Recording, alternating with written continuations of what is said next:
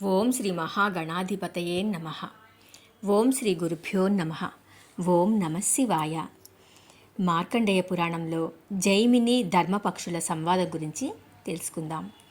జైమిని ముని మార్కండేయుడు చెప్పిన విధంగా వింధ్య పర్వతానికి వెళ్ళి స్పష్టంగా వేదాధ్యయనం చేయుచున్న పక్షుల అధ్యయనం విని సంతోషించి, ఓ పక్షికుల శ్రేష్ఠులారా, మార్కండేయుని వచనం ప్రకారం నా సంశయములను మీ వలన విని పోగొట్టుకొనుటకు గాను మీ వద్దకు వచ్చాను. కాబట్టి నా సంశయములను తీర్చవలసిందిగా కోరారు. జైమిని ముని చెప్పిన ప్రశ్నములను ధర్మపక్షులు విని ఈ విధంగా చెప్తున్నాయి.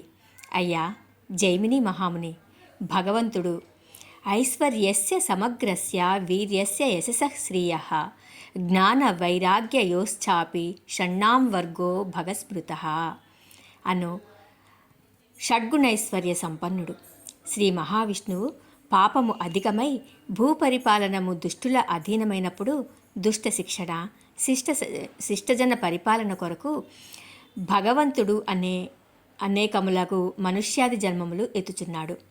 పరిత్రాణాయ సాధూనాం వినాశాయ చ దుష్కృతాం ధర్మ సంస్థాపనార్థాయ సంభవామి యుగే యుగే అని చెప్పబడి ఉన్నది. ఆ విధంగానే మత్స్య కూర్మ వరాహశ్చ నారసింహశ్చ వామనః రామో రామో రామశ్చ బౌద్ధ కల్కిమేవచ అని కూడా చెప్పబడినది. ఆ విధంగానే ద్వాపర యుగాంతమునందు భూభారము అధికం కాగా మహావిష్ణువు యాదవ కులమునందు శ్రీకృష్ణ రూపమున పుట్టాను. దేవతలు యాదవులే పుట్టారు భూభారం తగ్గించడం కోసం.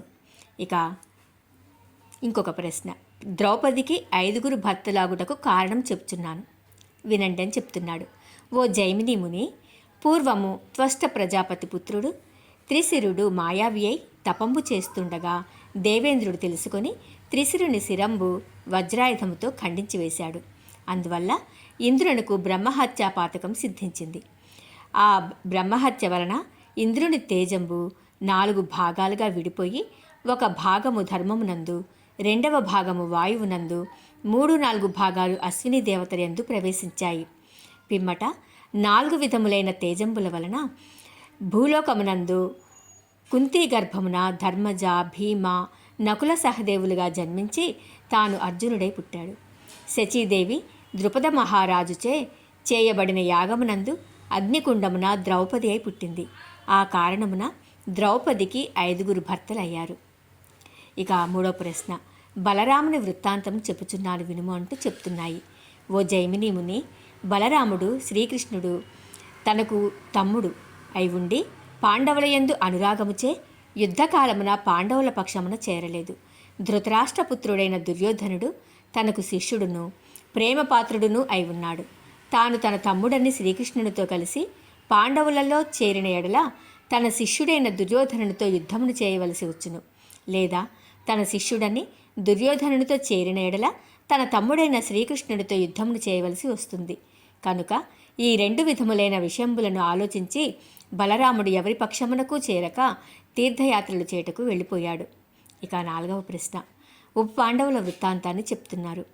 ఓ జైమిని ముని, త్రేతాయుగమునందు హరిశ్చంద్రుడను రాజు రాజ్యము పాలించుచుండగా విశ్వామిత్రుడు హరిశ్చంద్రునిచే అసత్యమును పలికించేదనని ప్రతినపూని హరిశ్చంద్రుని వద్దకు వచ్చి యాగదక్షిణాన్ని యాచించి అది నీ వద్దనే ఉంచవలసిందని చెప్పి వెడలిపోయాడు. మరికొంతకాలానికి వచ్చి మిష కల్పించి రాజ్యమును పుచ్చుకుని హరిశ్చంద్రుని నీవు నాకు ఇవ్వవలసిన యాగదక్షిణ ఇవ్వవలసినదని బాధించాడు. హరిశ్చంద్రుడు రాజ్యమును ఇచ్చివేయుట చేత దగ్గర ధనము లేకపోయెను. అది చూసి విశ్వామిత్రుడు, హరిశ్చంద్ర, నీ వద్ద ధనము లేని ఎడల నేను ఇవ్వనక్కరలేదని చెప్పుము, వెడలిపోతాను అని చెప్పాడు. ఆ మాటలు హరిశ్చంద్రుడు విని, విశ్వామిత్ర, మాట శాశ్వతము గాని శరీరము శాశ్వతము కాదు, 1 నెల రోజులు గడువు ఇమ్ము అని చెప్పాడు. విశ్వామిత్రుడు ఆ మాటలకి,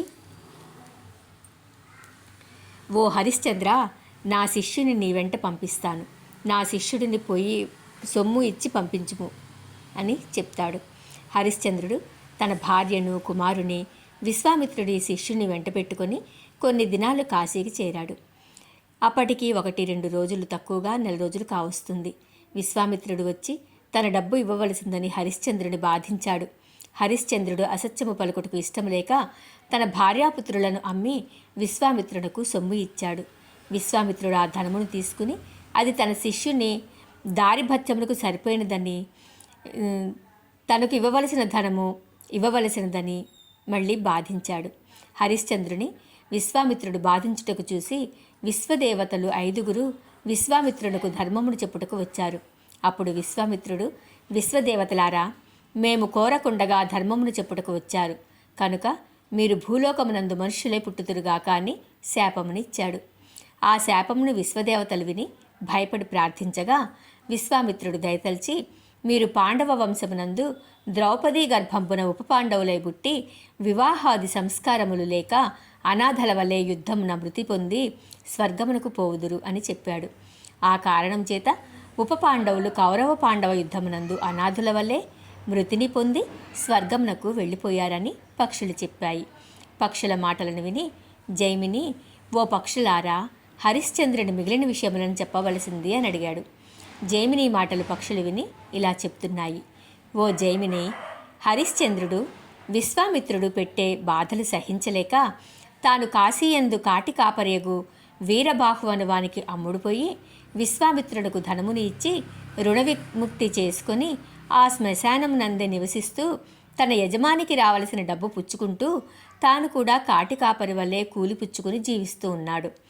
ఈ విధంగా కొంతకాలం జరిగిన పిమ్మట హరిశ్చంద్రుడి కుమారుడు పాము కరిచి చనిపోగా హరిశ్చంద్రుని భార్య అతనికి అగ్ని సంస్కారమును చేయుటకు తన దగ్గర డబ్బు లేక అర్ధరాత్రి యందు కుమారుని శ్మశానానికి తీసుకుని వచ్చి అగ్ని సంస్కారం చేయుటకు ప్రయత్నిస్తుంది. ఆ అర్ధరాత్రమునందు శ్మశాన వాటికలో మనుష్య సంచలనము కనిపెట్టి హరిశ్చంద్రుడు శవము వద్దకు వచ్చి, ఓ అబల, నీవు మా యజమానికి రావలసిన సుంకమును ఇవ్వక శవమును దహనము చేయుటకు వల్ల కాదు అని చెప్పాడు. ఆ మాటలకు ఆ అబల, అయ్యా, చక్రవర్తి కుమారుడు అనాథ వల్లే మృతి పొందాడు. నా వద్ద ధనము లేదు కనుక ఈ శవాన్ని దహనపరచుటకు అనుమతించవలసింది అని కోరింది. ఇలా చెప్పగా విని, ఓ కాంతామణి, నీవు ఎవరవు? నీకు ఏల దిక్కు లేకపోయింది అని అడిగాడు. ఇలా వాదోపవాదముల వలన హరిశ్చంద్రుడు ఆమె తన భార్య అని, అతడు తన కొడుకు అని విని తెలుసుకుని బిగ్గరగా ఏడ్చుచున్నాడు. అంతటా శ్రీ అన్నపూర్ణాదేవి సమేతంగా శ్రీ విశ్వేశ్వరుడు ప్రత్యక్షమయ్యాడు. అంతటా దేవేంద్రాదులు విశ్వామిత్రాదులు వచ్చారు. శ్రీ పార్వతీ పరమేశ్వరులు హరిశ్చంద్రుని చూసి, ఓ రాజా, నీవు విశ్వామిత్రుని వలన శాశ్వతముగా సత్యహరిశ్చంద్రుడు అని ప్రఖ్యాతిని పొందావు.